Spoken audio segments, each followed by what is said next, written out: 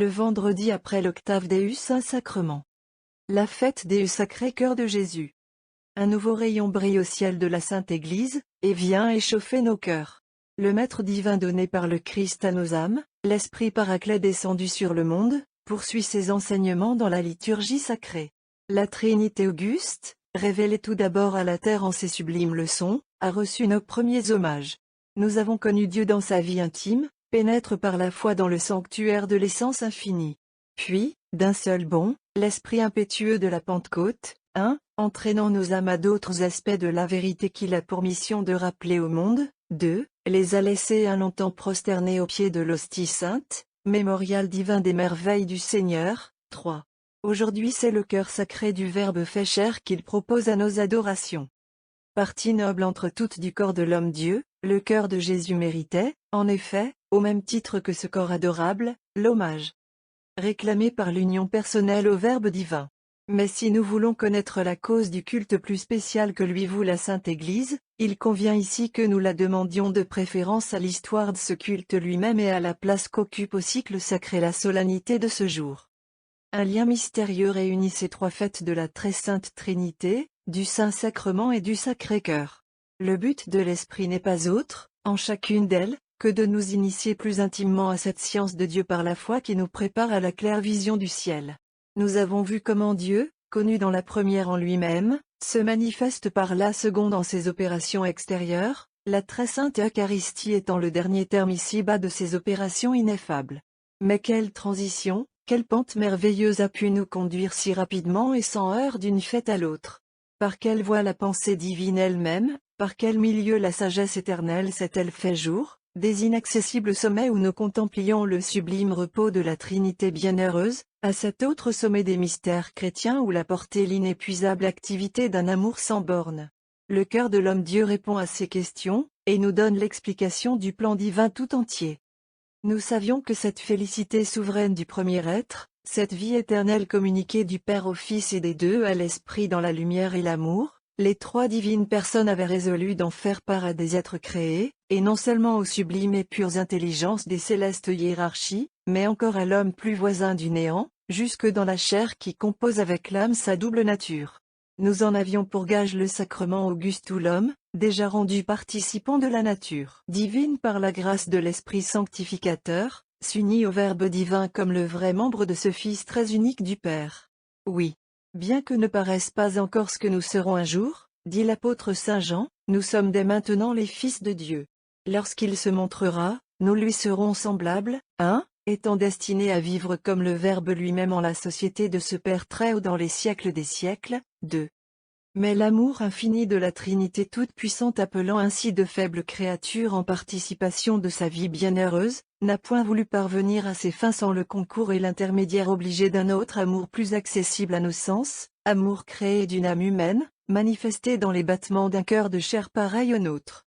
L'ange du grand conseil, chargé d'annoncer au monde les desseins miséricordieux de l'ancien des jours, a revêtu, dans l'accomplissement de son divin message, une forme créée qui put permettre aux hommes de voir de leurs yeux, de toucher de leurs mains le Verbe de vie, cette vie éternelle qui était dans le Père et venait jusqu'à nous, 3. Docile instrument de l'amour infini, la nature humaine que le Fils de Dieu s'unit personnellement au sein de la Vierge Mère ne fut point toutefois absorbée ou perdue dans l'abîme sans fond de la divinité. Elle conserva sa propre substance, ses facultés spéciales, sa volonté distincte et régissant dans une parfaite harmonie, sous l'influx du Verbe divin, les mouvements de sa très sainte âme et de son corps adorable. Dès le premier instant de son existence, l'âme très parfaite du Sauveur, inondée plus directement qu'aucune autre créature de cette vraie lumière du Verbe qui éclaire tout homme venant en ce monde, et pénétrant par la claire vision dans l'essence divine, saisit d'un seul regard la beauté absolue du premier être, et la convenance souveraine des divines résolutions appelant l'être fini en partage de la félicité suprême. Elle comprit sa mission sublime, et s'émut pour l'homme et pour Dieu d'un immense amour. Et cet amour, envahissant avec la vie le corps du Christ formé au même instant par l'esprit du sang virginal, fit tressaillir son cœur de chair et donna le signal des pulsations qui mirent en mouvement dans ses veines sacrées le sang rédempteur. À la différence en effet des autres hommes, chez qui la force vitale de l'organisme préside seule au mouvement du cœur, jusqu'à ce que les émotions, s'éveillant avec l'intelligence, viennent par intervalles accélérer ses battements ou les ralentir, l'homme-dieu sentit son cœur soumis dès l'origine à la loi d'un amour non moins persévérant, non moins intense que la loi vitale, aussi brûlant dès sa naissance qu'il l'est maintenant dans les cieux. Car l'amour humain du Verbe incarné, fondé sur sa connaissance de Dieu et des créatures, ignora comme elle tout développement progressif, bien que celui qui devait être notre frère et notre modèle en toutes choses manifestât chaque jour en mille manières nouvelles l'exquise sensibilité de son divin cœur. Quand il parut ici-bas, l'homme avait désappris l'amour, en oubliant la vraie beauté. Son cœur de chair lui semblait une excuse, et n'était plus qu'un chemin par où l'âme s'enfuyait des célestes sommets à la région lointaine où le prodigue perd ses trésors, à ce monde matériel que l'âme de l'homme eût dû ramener vers son auteur, et qui la tenait captive au contraire sous le fardeau des sens, l'Esprit Saint préparait un levier merveilleux, fait de chair lui aussi, le cœur sacré, de ces limites extrêmes de la création, renvoie au Père, en ses battements, l'ineffable expression d'un amour investi de la dignité du Verbe lui-même. Luth mélodieux, vibrant sans interruption sous le souffle de l'esprit d'amour, il rassemble en lui les harmonies des mondes. Corrigeant leur défectuosité, suppléant leurs lacunes, ramenant à l'unité les voix discordantes, il offre à la glorieuse Trinité un délicieux concert. Aussi met-elle en lui ses complaisances. C'est l'unique organum, ainsi l'appelait Gertrude la Grande, c'est l'instrument qui seul agrée au Dieu très haut. Par lui devront passer les soupirs enflammés des brûlants séraphins, comme l'humble hommage de l'inerte matière. Par lui seulement descendront sur le monde les célestes faveurs. Il est, de l'homme à Dieu, l'échelle mystérieuse, le canal des grâces, la voie montante et descendante. L'Esprit divin, dont il est le chef-d'œuvre, en a fait sa vivante image. L'Esprit Saint, en effet, bien qu'il ne soit pas dans les ineffables relations des personnes divines la source même de l'amour, en est le terme ou l'expression substantielle. Moteur sublime inclinant au dehors la Trinité bienheureuse, c'est par lui que s'épanche à flot sûr les créatures avec l'être et la vie cet amour éternel. Ainsi l'amour de l'homme-dieu trouve-t-il dans les battements du cœur sacré son expression directe et sensible. Ainsi encore verse-t-il par lui sur le monde, avec l'eau et le sang sortis du côté du Sauveur, la rédemption et la grâce, avant-goût et gage assuré de la gloire future. Un des soldats, dit l'Évangile, ouvrit le côté de Jésus par la lance, et il en sortit du sang et de l'eau. Arrêtons-nous sur ce fait de l'histoire évangélique qui dotine à la fête d'aujourd'hui sa vraie base.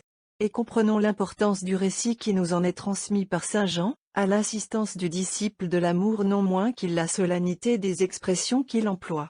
Celui qui l'a vu, dit-il, en rend témoignage, et son témoignage est véritable. Et il sait, lui, qu'il dit vrai, pour que vous aussi vous croyiez. Car ces choses sont arrivées, pour que l'écriture fût accomplie.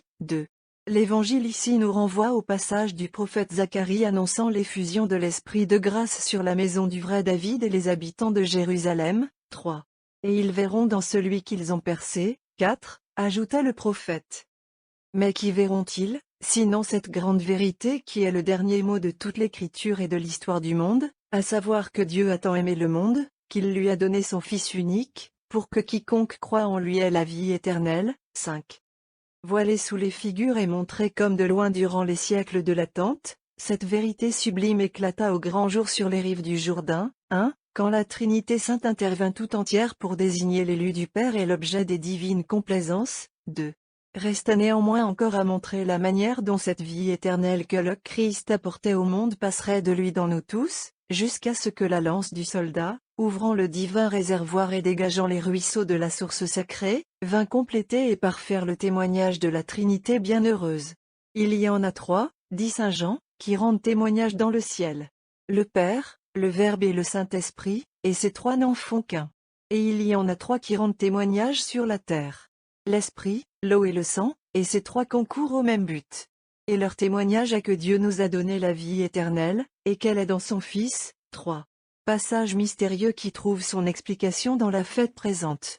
Il nous montre dans le cœur de l'homme Dieu le dénouement de l'œuvre divine, et la solution des difficultés que semblait offrir à la sagesse du Père l'accomplissement des desseins éternels. Associer des créatures à sa béatitude, en les faisant participantes dans l'Esprit Saint de sa propre nature et membres de son Fils bien-aimé, telle était, disions-nous, la miséricordieuse pensée du Père. Tel est le but où tendent les efforts de la Trinité souveraine. Or, voici qu'apparaît celui qui vient par l'eau et le sang, non dans l'eau seule, mais dans l'eau et le sang, Jésus-Christ. Et l'Esprit, qui de concert avec le Père et le Fils a déjà sur les bords du Jourdain rendu son témoignage, atteste ici encore que le Christ est vérité, 1, quand il dit de lui-même que la vie est en lui, 2. Car c'est l'Esprit, nous dit l'Évangile, 3, qui sort avec vous du cœur sacré, des sources du Sauveur, 4, et nous rend dignes du sang divin qui l'accompagne. L'humanité, renaissant de l'eau et de l'Esprit, fait son entrée dans le royaume de Dieu, 5. Et, préparée pour l'époux dans les flots du baptême, l'Église s'unit au Verbe incarné dans le sang des mystères. Vraiment sommes-nous avec elle désormais l'os de ses os et la chair de sa chair associés pour l'éternité à sa vie divine dans le sein du Père. Va donc, ô Juifs, ignorant les noces de l'agneau, donne le signal de ces noces sacrées. Conduis l'époux au lit nuptial. Qu'il s'étende sur le bois 1000 fois précieux dont sa mère la synagogue a formé sa couche au soir de l'alliance. Et que de son cœur sorte l'épouse, avec l'eau qui la purifie et le sang qui forme sa dot. Pour cette épouse il a quitté son père et les splendeurs de la céleste Jérusalem. Il s'était lancé comme un géant dans la voie de l'amour. La soif du désir a consumé son âme. Le vent brûlant de la souffrance a passé sur lui, desséchant tous ses os.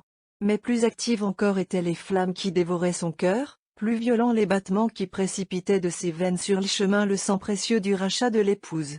Au bout de la carrière, épuisé, il s'est endormi dans sa soif brûlante.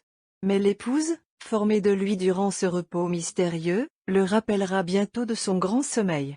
Ce cœur dont elle est née, brisé sous l'effort, s'est arrêté pour lui livrer passage. Au même temps s'est trouvé suspendu le concert sublime qui montait par lui de la terre au ciel, et la nature en a été troublée dans ses profondeurs. Et pourtant, plus que jamais, ne faut-il pas que chante à Dieu l'humanité rachetée?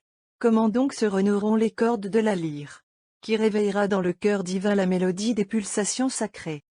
Penché encore sur la béante ouverture du côté du Sauveur, entendons l'Église naissante s'écrier à Dieu, dans l'ivresse de son cœur débordant, Père souverain, Seigneur mon Dieu, je vous louerai, je vous chanterai des psaumes au milieu des nations.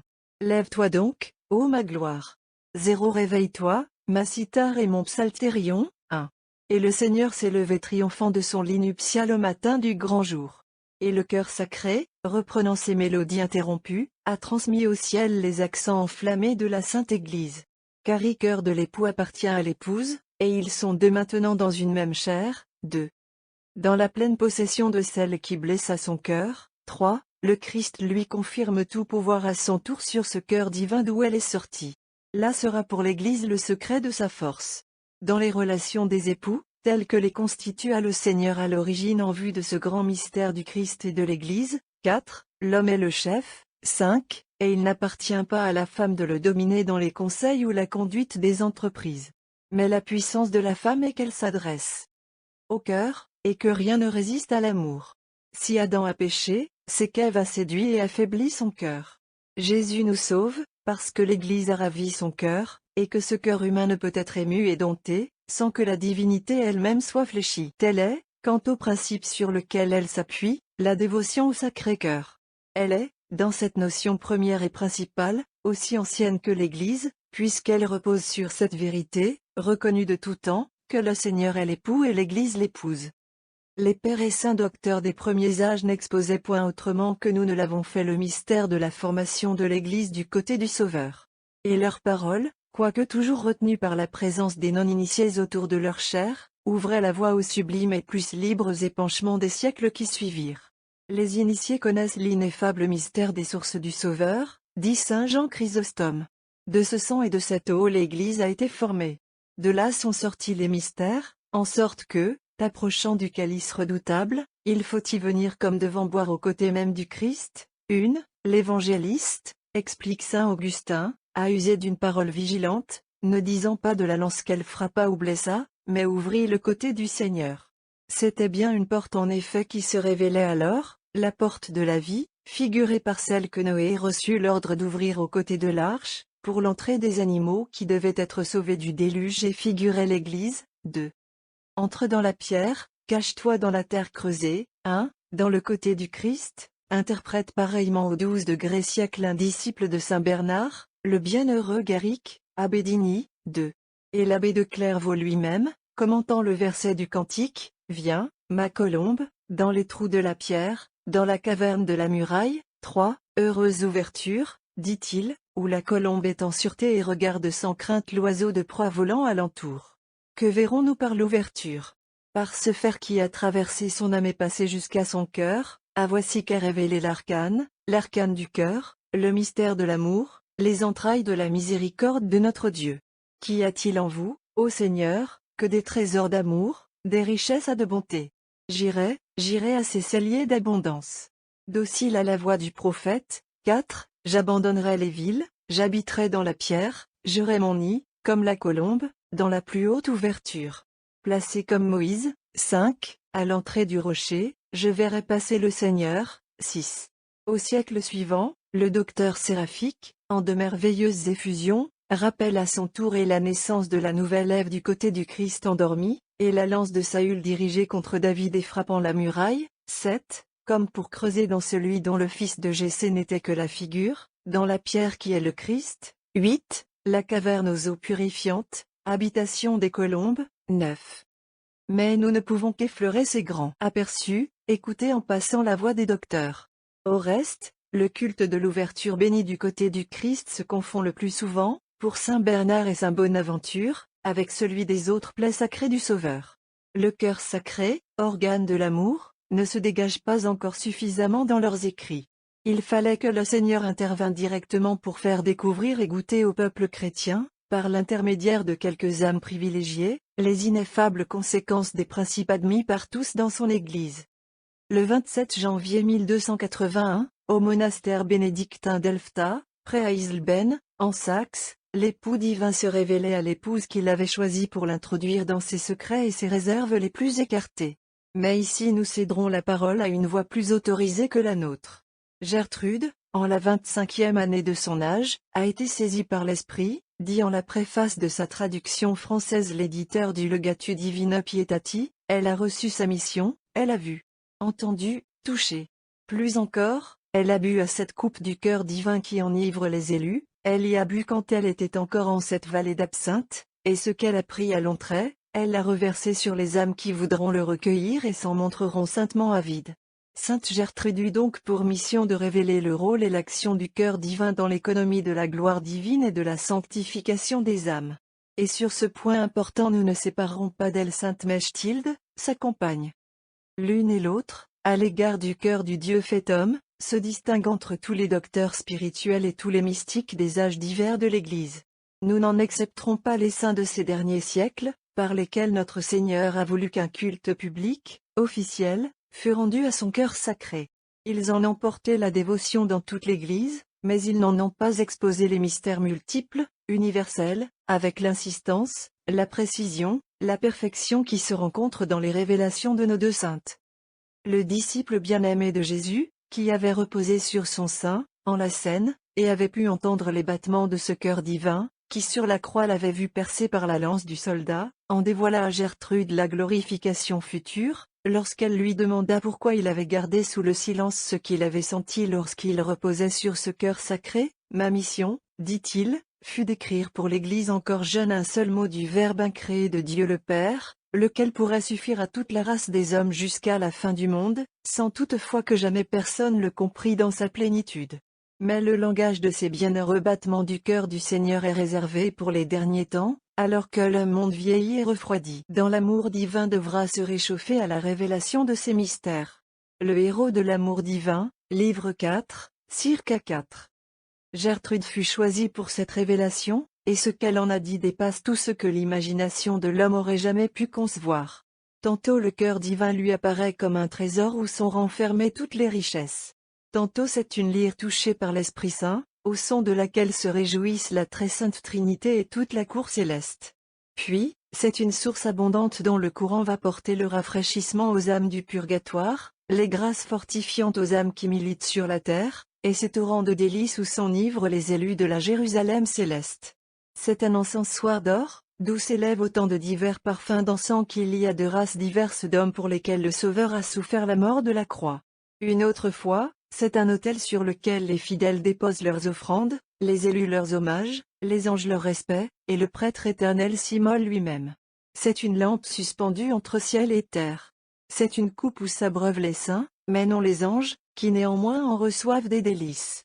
En lui la prière du Seigneur, le Pater Noster, a été conçue et élaborée, elle en est le doux fruit.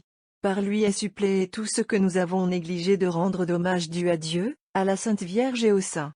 Pour remplir toutes nos obligations, le cœur divin se fait notre serviteur, notre gage.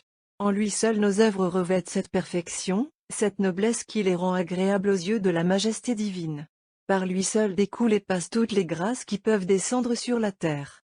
À la fin, c'est la demeure suave, le sanctuaire sacré qui s'ouvre aux âmes, à leur départ de ce monde, pour les y conserver dans d'ineffables délices pour l'éternité. 1. En découvrant à Gertrude l'ensemble merveilleux que présente la traduction de l'amour infini dans le cœur de l'homme-dieu, l'Esprit divin prévenait l'enfer au lieu même d'où devait surgir, 2 siècles plus tard, l'apôtre des théories les plus opposées. En 1483, Luther naissait à Eisleben. Et son imagination désordonnée posait les préfaces des révélations de Sainte Gertrude traduites sur la nouvelle édition latine des Bénédictins de Solesmes. Base de l'odieux système qui allait faire du Dieu très bon qu'avaient connu ses pères l'auteur direct du mal et de la damnation, créant le pécheur pour le crime et les supplices éternels, à la seule fin de manifester son autocratie toute puissante. Calvin bientôt précisait plus encore, en enserrant les blasphèmes du révolté saxon dans les liens de sa sombre et inexorable logique. La queue du dragon, par ces 2 hommes, entraîna la 3e partie des Étoiles du ciel, 1.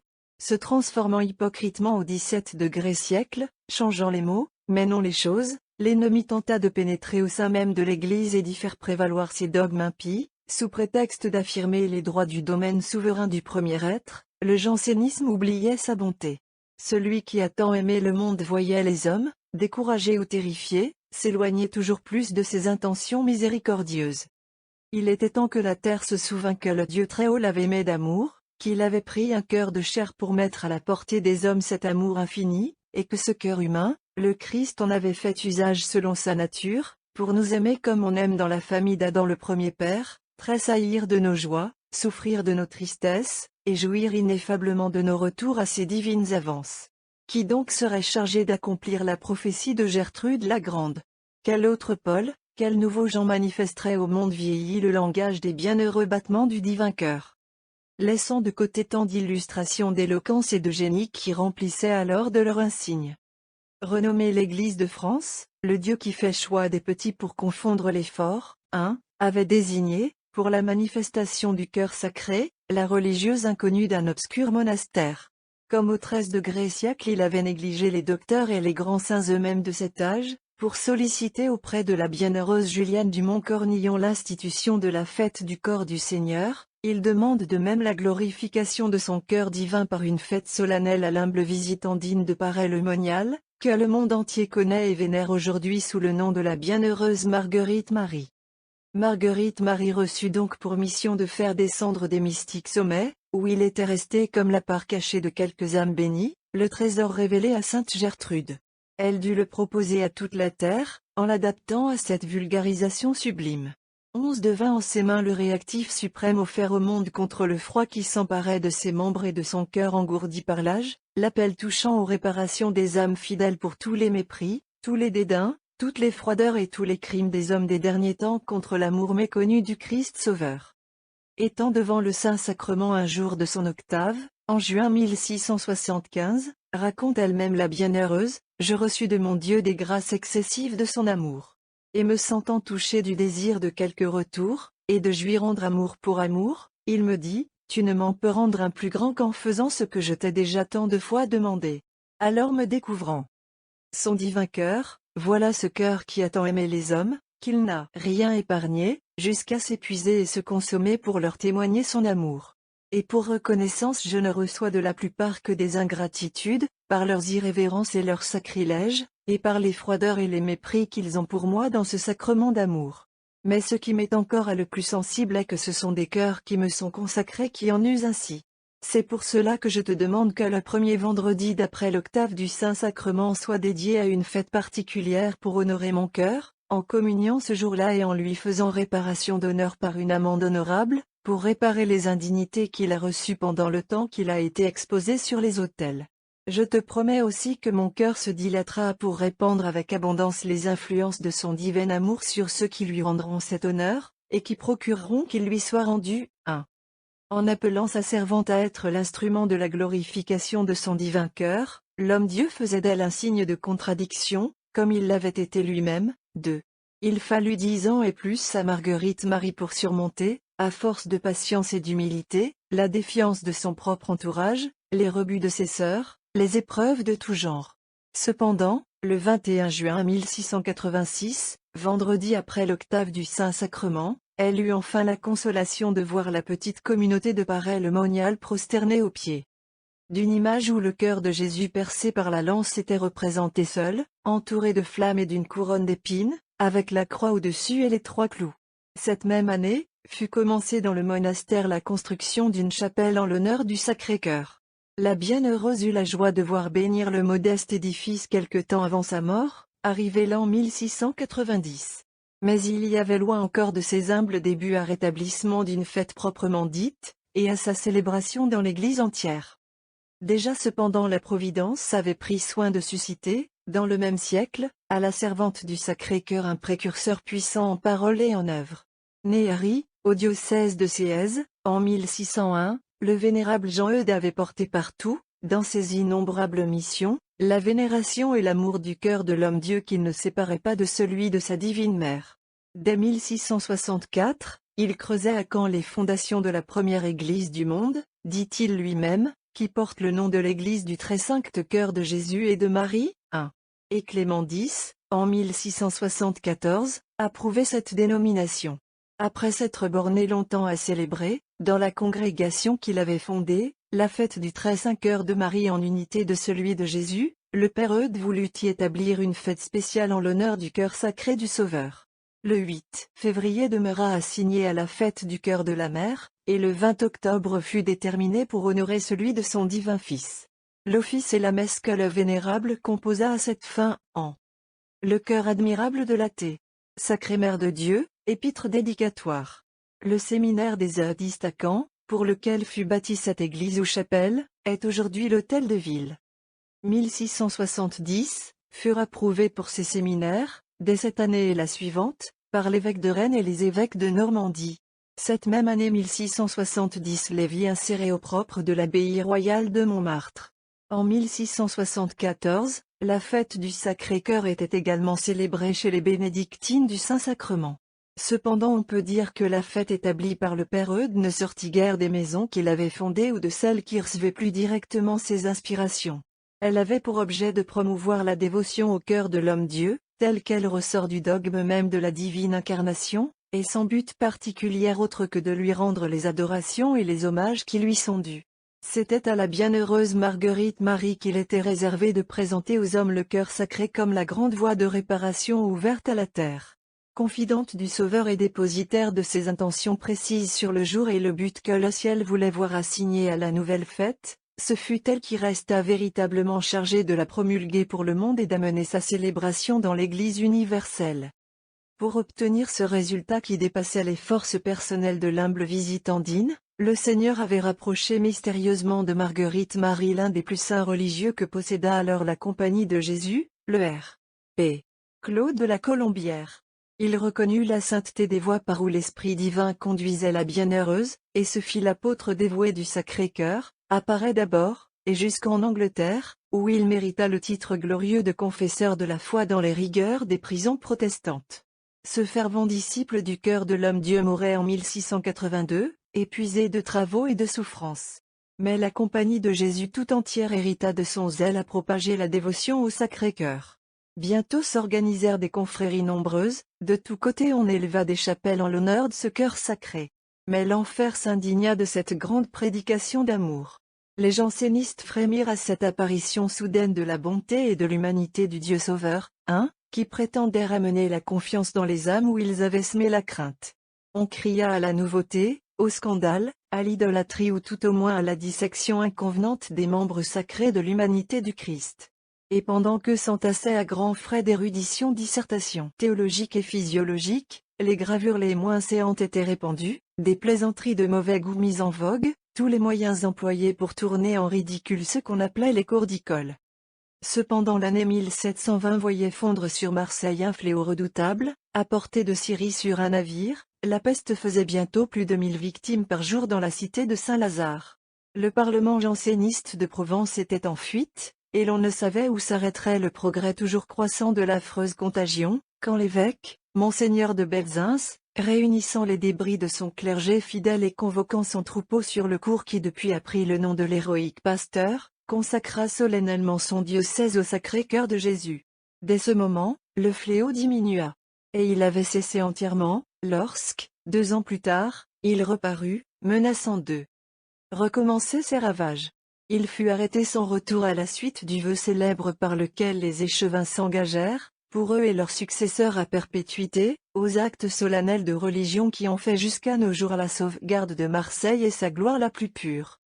Ces événements, dont le retentissement fut immense, amenèrent la fête du Sacré-Cœur à sortir des monastères de la Visitation où elle avait commencé de se célébrer au jour fixé par Marguerite Marie, avec la messe et l'office du P.E.D. On la vit, à partir de là, se répandre dans les diocèses. Lyon toutefois avait précédé Marseille. Autun vint en 3e lieu. On ne croyait pas alors en France qu'il fût nécessaire de recourir à l'autorité du souverain pontife pour l'établissement de nouvelles fêtes. Déférant aux vœux de la pieuse reine Marie Leczinska, les prélats qui formaient l'assemblée de 1765 prirent une résolution pour établir la fête dans leur diocèse, et engager leurs collègues à imiter cet exemple.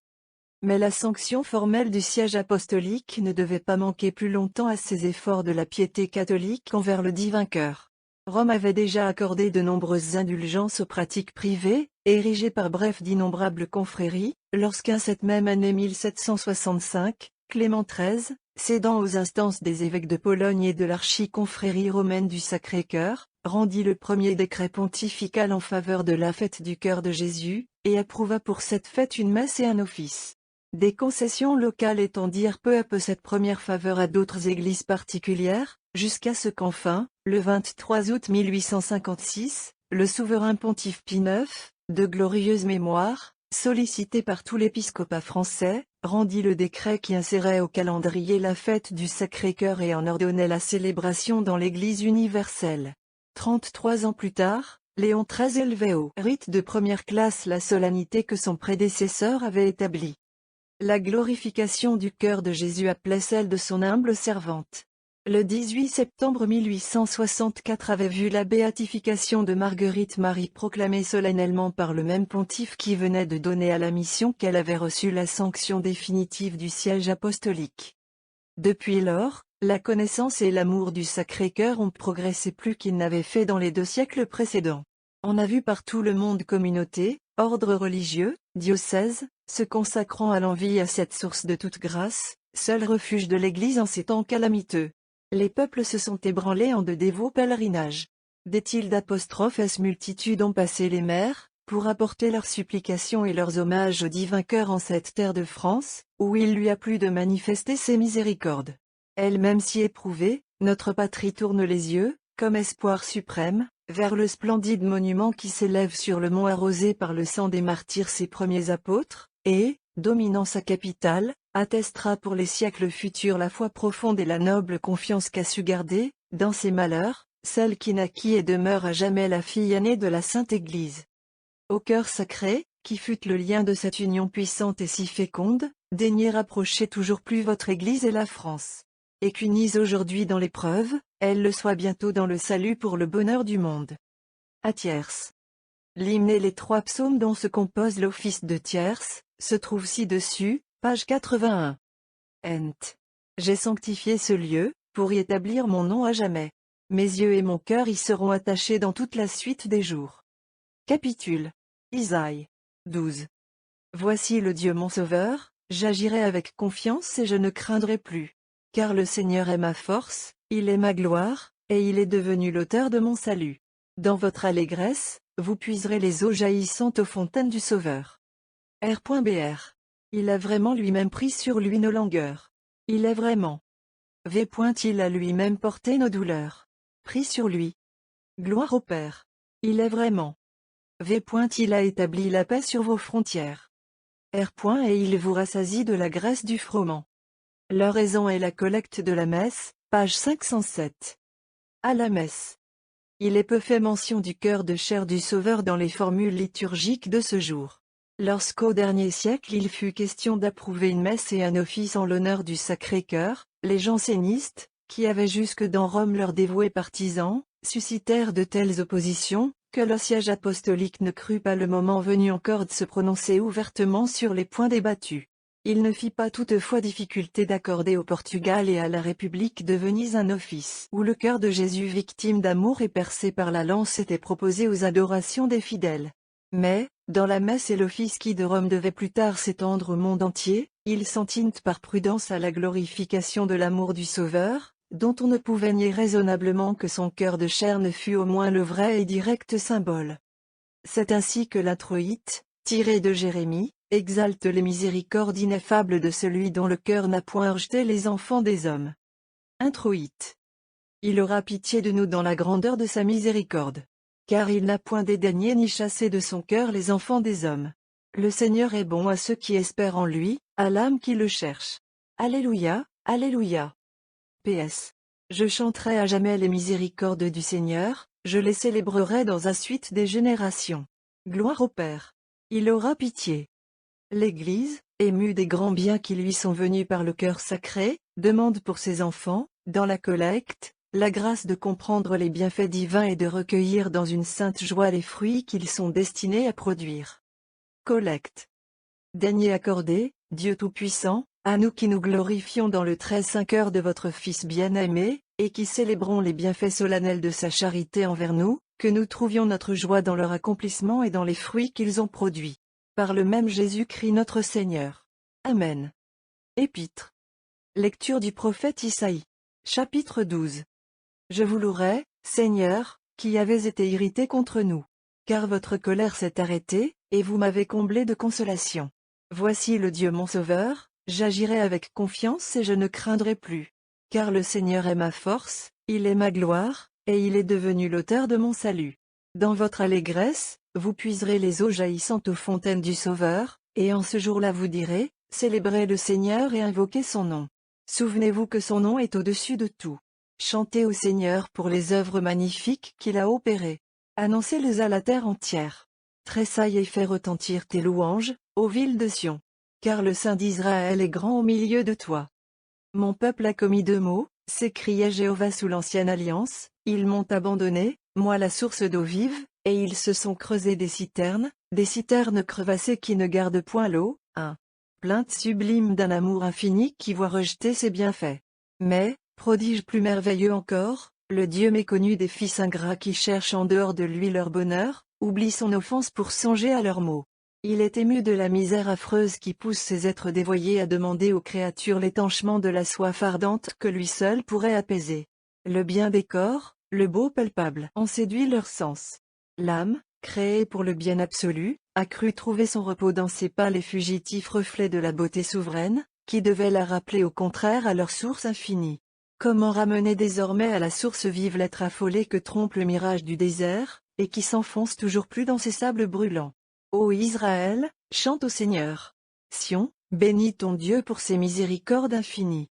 L'eau est sortie de la pierre du désert où te retenait le délire de ta fièvre insensée.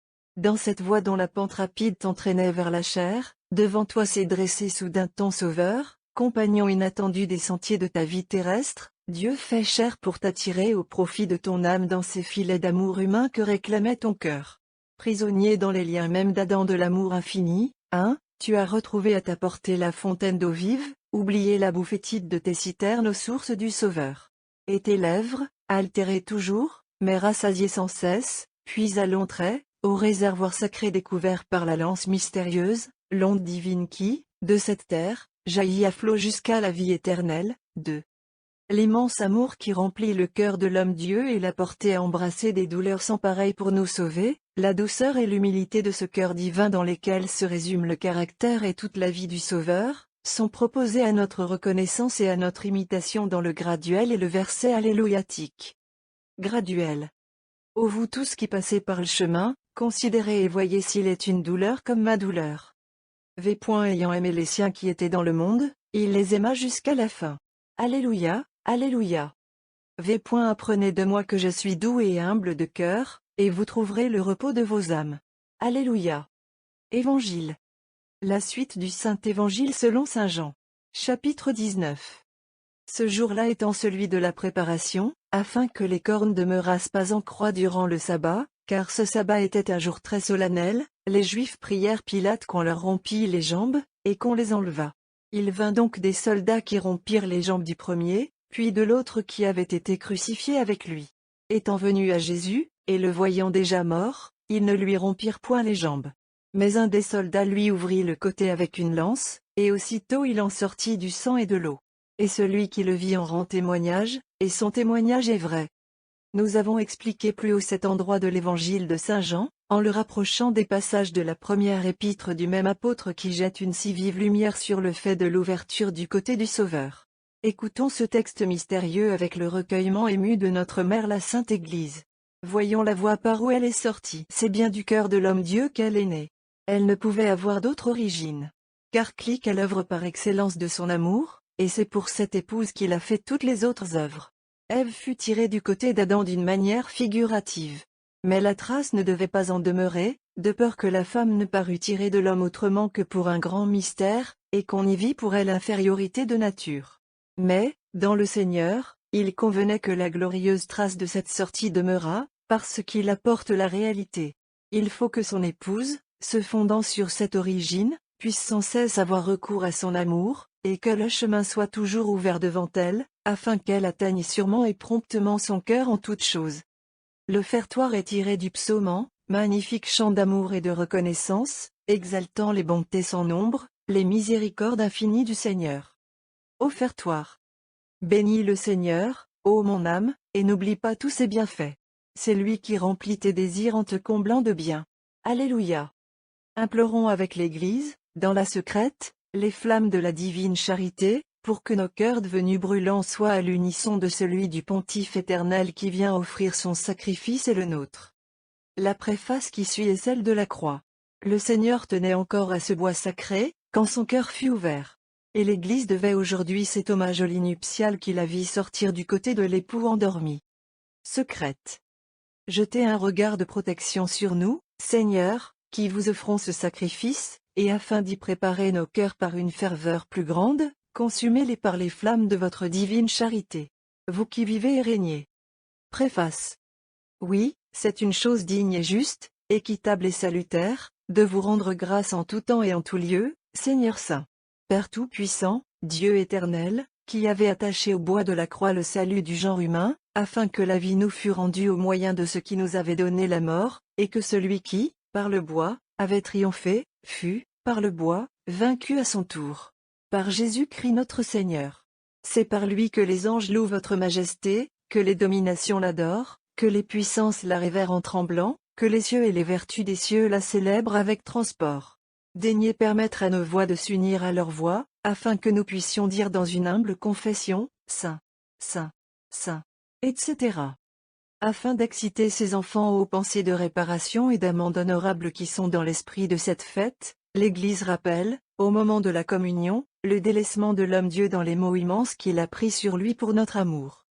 Communion. Mon cœur a compté sur l'opprobre et sur la douleur. J'ai attendu que quelqu'un me compatît, et nul ne l'a fait. Que quelqu'un me consolât, et je n'ai trouvé personne. Alléluia.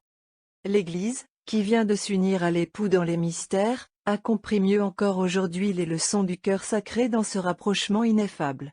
Elle demande pour ses fils l'humilité profonde qui doit montrer en eux toujours plus, à la face d'un siècle superbe, les vrais disciples de celui qui fut doux et humble de cœur. Post-communion. Nourris des mystères qui nous apportent le salut avec les délices de la paix, nous vous supplions, Seigneur notre Dieu, qui êtes doux et humble de cœur, qu'après nous avoir purifiés des taches du péché, vous nous inspiriez une horreur toujours plus grande pour les vanités orgueilleuses du monde. Vous qui vivez et régnez. À Sexte. L'hymne et les 3 psaumes de Sexte se trouvent ci-dessus, page 8. Ent. Et j'ai dit, c'est donc inutilement que j'ai tenu mon cœur dans la droiture, que j'ai lavé mes mains avec les innocents, et que j'ai été flagellé tout le jour. Capitule. Isaïe. 12. En ce jour-là vous direz. Célébrez le Seigneur et invoquez son nom, et souvenez-vous que son nom est au-dessus de tout. R.Br. Il a établi la paix sur vos frontières. Il a établi. V. Et il vous rassasie de la graisse du froment. La paix. Gloire au Père. Il a établi. V. Seigneur, vous avez rompu mes liens. R. Je vous sacrifierai l'hostie de ma louange. L'oraison et la collecte de la messe, page 507. Anon. L'hymne et les psaumes, ci-dessus, page 92. Ent. Placez-moi comme un sceau sur votre cœur, comme un sceau sur votre bras. Capitule. Isaïe. 12. Chantez au Seigneur pour les œuvres magnifiques qu'il a opérées. Annoncez-les à la terre entière. Tressaille et fais retentir tes louanges, ô ville de Sion. Car le Saint d'Israël est grand au milieu de toi. R.Br. Seigneur, vous avez rompu mes liens. Seigneur. V. Je vous sacrifierai l'hostie de ma louange. Mes liens. Gloire au Père. Seigneur. V. Le Seigneur sera proclamé l'étendard éternel. R. Qui ne sera point enlevé. L'oraison, page 5 au 7. À Vêpres. Les antiennes sont tirées de divers livres de l'Ancien et du Nouveau Testament. Les psaumes sont les mêmes que ceux de la fête du Très Saint Sacrement. Le capitule est d'Isaïe, comme tous ceux de ce jour, et se retrouve avec eux dans l'épître de la messe. Ent. Apprenez de moi que je suis doux et humble de cœur. Psaume 6. Dixit Dominus, page 99. Ent. J'ai sanctifié ce lieu, pour y établir mon nom à jamais. Mes yeux et mon cœur y seront attachés dans toute la suite des jours. Psaume CX. Confitebor tibi, domine, page 100. Ent. Et j'ai dit, c'est donc inutilement que j'ai tenu mon cœur dans la droiture, que j'ai lavé mes mains avec les innocents, et que j'ai été flagellé tout le jour. Psaume CXV. Crédit dit, page 325. Ent. À proportion de la multitude des douleurs qu'a ressenti mon cœur, vos consolations ont réjoui mon âme. Psaume 20. Beati omnes, page 326. Ent. Passez-moi comme un sceau sur votre cœur, comme un sceau sur votre bras. Psaume 6 LV. Loda, Jérusalem, Dominum, page 328. Capitule. Isaïe. 12. Voici le Dieu mon sauveur, j'agirai avec confiance et je ne craindrai plus. Car le Seigneur est ma force, il est ma gloire, et il est devenu l'auteur de mon salut.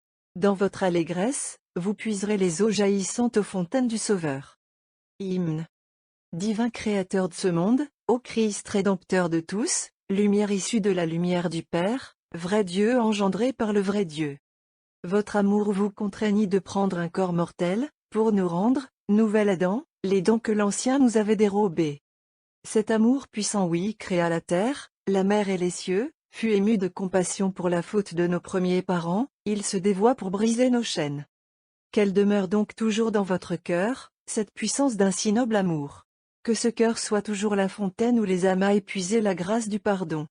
C'est pour cela que ce cœur fut percé de la lance, qu'il fut traversé par une blessure sacrée, afin que nous fussions lavés de nos souillures par l'eau et le sang qui en jaillirent. Gloire soit au Père, et au Fils, et à l'Esprit Saint, dont la puissance, la gloire et la royauté demeurent à jamais. Amen. V. Vous puiserez en allégresse les eaux jaillissantes. R. Aux fontaines du Sauveur. Antienne de Magnificat. Étant venu à Jésus, et le voyant mort, ils ne lui rompirent point les jambes, mais un des soldats lui ouvrit le côté avec une lance, et aussitôt il en sortit du sang et de l'eau. Le Cantique Magnificat, page 107. L'oraison, page 507. Nous réunissons ici à l'hymne des Vêpres celles des matines et des laudes, qui sont également fort belles et très profondes de doctrine. Hymne de matine. Dans leur orgueil, dans leur cruauté, nos crimes se sont réunis. Ils ont blessé le cœur d'un Dieu, ce cœur innocent digne d'un tout autre sort. Nos péchés dirigeaient la lance du soldat qui le transperça, le crime qui donne la mort avait aiguisé la pointe de ce fer cruel. Appelée aux honneurs d'épouse, l'Église est née de la blessure du cœur du Christ. Cette blessure est la porte qui s'ouvrait aux lianes de l'arche où le genre humain devait trouver le salut. Comme un fleuve à sept courants, la grâce jaillit sans cesse de ce cœur. Et nous pouvons purifier dans le sang de l'agneau toutes les souillures de nos vêtements. Quelle honte de retourner au péché qui déchire ce noble cœur. Allumons plutôt dans nos cœurs la flamme d'amour qui le consume. Faites-nous cette grâce, ô Christ. Ô Père. Ô Esprit Saint. Vous dont la puissance, la gloire et la royauté demeurent à jamais. Amen. Hymne de l'Aude. Cœur sacré, vous êtes l'arche qui contient la loi, non la loi de l'antique servitude, mais la loi de grâce, de pardon et de miséricorde. Cœur sacré, vous êtes le sanctuaire très pur de la nouvelle alliance, le temple nouveau plus saint que l'ancien temple, le voile dont la rupture nous fut plus utile que celle de l'ancien voile. Votre charité supporta la blessure que vous fit le coup de la lance. Alors la blessure de l'amour invisible apparut à nos regards et à nos adorations. En ce cœur, symbole d'amour, le Christ prêtre offrit, par la souffrance, le double sacrifice, sanglant et mystique. Qui n'aimerait celui qui aime? Quel racheté n'aimerait son Rédempteur?